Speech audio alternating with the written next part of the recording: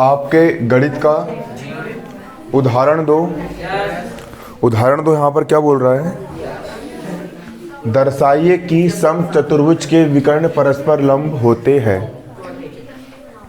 ये आपका यहाँ पर एक समचतुर्भुज है, आपको सवाल में दिया नहीं है, समचतुर्भुज आपको बनाना पड़ा। समचतुर्भुज के बारे में मैंने आपको बताया था कि समचतुर्भुज की सभी भुजाएं बराबर होती है। जितनी बड़ी ये वाली है उतनी बड़ी ये वाली भी होगी, उतनी बड़ी ये वाली भी होगी, उतनी बड़ी ये वाली भी होगी। समचतुर्भुज की चारों की चारों भुजाएं कैसी होती है? बराबर होती है। समचतुर्भुज की चारों भुजाएं कैसी होती है? बराबर होती है। और समचतुर्भुज के आमने सामने कोण बराबर होते हैं, सम्मुख कोण बराबर होते हैं। जितना बड़ा कोण ये वाला है उतने ही बड़ा कोण ये वाला भी होगा, जितना बड़ा कोण ये वाला है उतने बड़ा कोण ये वाला भी होगा।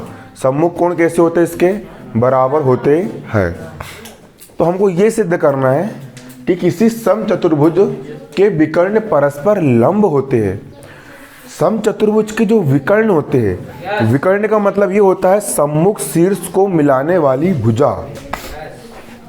सम्मुख शीर्ष को मिलाने वाली भुजा को विकर्ण कहा जाता है।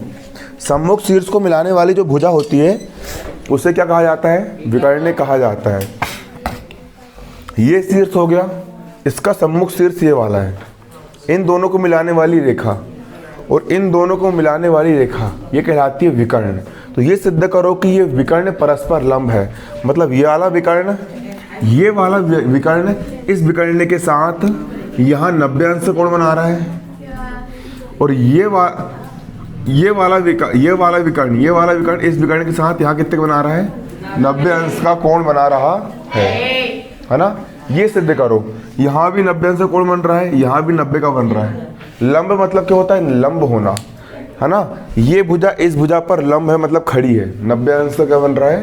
कोण बन रहा है। ये सिद्ध करना है आपको यहाँ पर। देखो अब हमने इसको किस प्रकार से करें। माना ABCD एक समचतुर्भुज है। हाँ, हमने मान लिए, हमने क्या माना? हमने ये माना कि ABCD एक क्या है? समचतुर्भुज है। ऐसा चतुर्भुज है जिसकी चारों की चारों भुजाएं कैसी है? समान है, समचतुर्भुज है। और हम जानते हैं कि समचतुर्भुज की सभी भुजाएं बराबर होती है। समचतुर्भुज की सभी भुजाएं कैसी होती है? बराबर। जितनी बड़ी है उतनी बड़ी ये होगी, उतनी बड़ी ये होगी, उतनी बड़ी ये होगी। सारी की सारी भुजाएं कैसी होगी? समचतुर्भुज की बराबर होती है। समचतुर्भुज की सभी भुजाएं क्या होती है? बराबर होती है। मतलब जितनी बड़ी AB है उतनी बड़ी BC होगी, उतनी बड़ी BC होगी, उतनी बड़ी CD होगी, और उतनी बड़ी क्या होगी? आपकी DAB होगी। सारी की सारी भुजाएं कैसी होगी? आपकी बराबर होती है। समचतुर्भुज की सभी भुजाएं क्या होती है? बराबर होती है। अब यहाँ पर एक चीज देखना, अब हम दो त्रिभुजों को लेंगे और दो त्रिभुजों की हम क्या करेंगे? बात करेंगे। तो त्रिभुज AOD, त्रिभुज AOD, ये वाला त्रिभुज AOD और त्रिभुज COD में, और त्रिभुज COD में इस त्रिभुज को देखो AOD और इस त्रिभुज को देखो COD। इस त्रिभुज में, इन दोनों त्रिभुज की बात करेंगे। इन त्रिभुजों में सबसे पहले इस त्रिभुज के लिए AO भुजा, इस त्रिभुज की AO भुजा, इस त्रिभुज की AO भुजा, इस त्रिभुज की OC भुजा, इस त्रिभुज की OC भुजा के क्या है? बराबर है। क्या है? बराबर है। इस त्रिभुज की AO भुजा इस त्रिभुज की OC भुजा के बराबर है। इस त्रिभुज की AO भुजा इस त्रिभुज की OC भुजा का क्या है?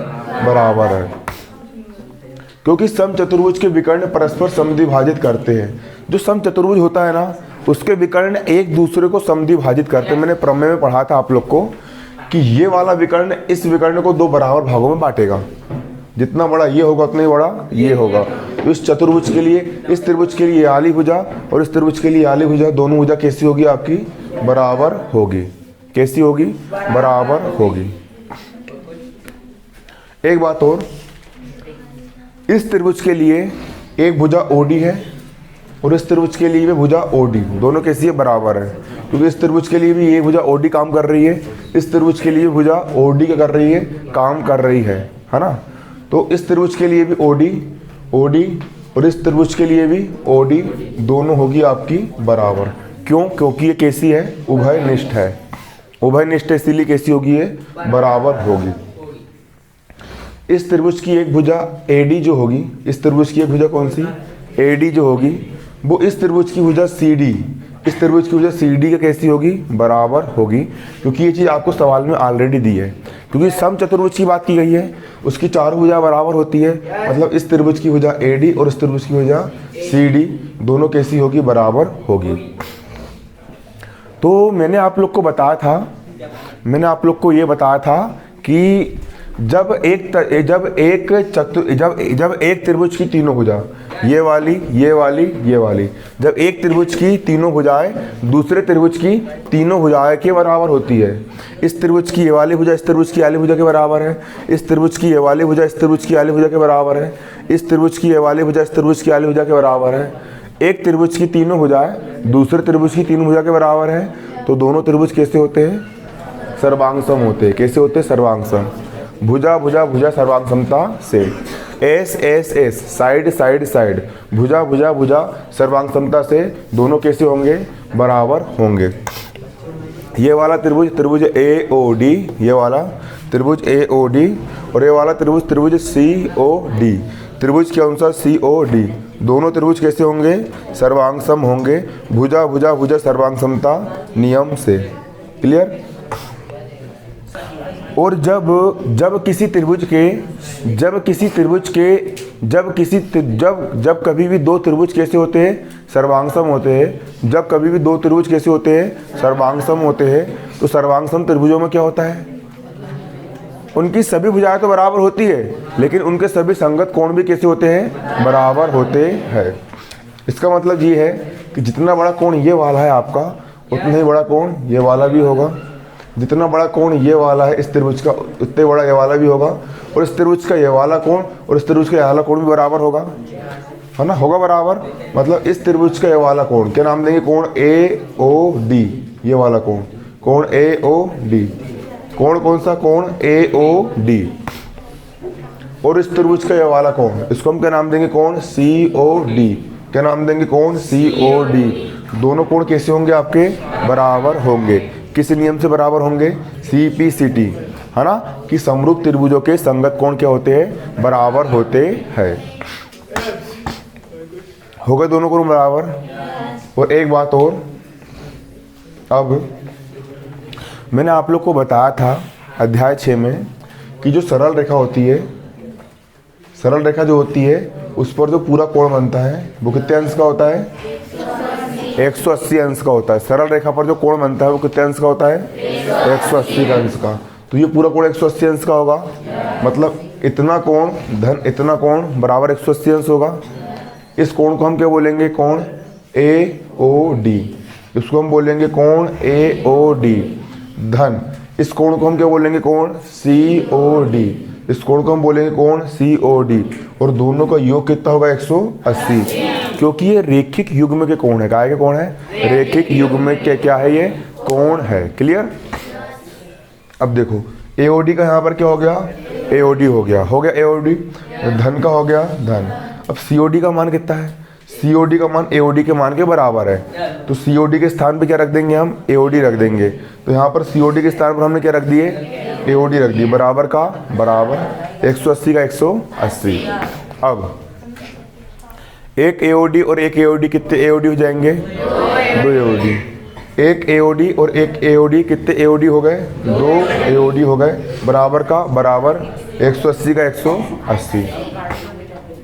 अब देखो बराबर किस तरफ AOD, बराबर किस तरफ 2 गुणे में है? पक्षांतर करेंगे क्या में जाएगा? तो AOD का यहाँ पर क्या हो गया? AOD हो गया। बराबर का हो गया बराबर 180 का हो गया 180 बराबर किस तरफ 2 गुणे में था, पक्षांतर कर दी, काय में आ गया, बटे में आ गया। अब हम इसको काट देंगे, 2 एक कम 2, 2 9 18, 2 0 0। तो कोण AOD का मान कितना आ गया 90 डिग्री। कोण AOD का मान कितना आ गया 90 डिग्री।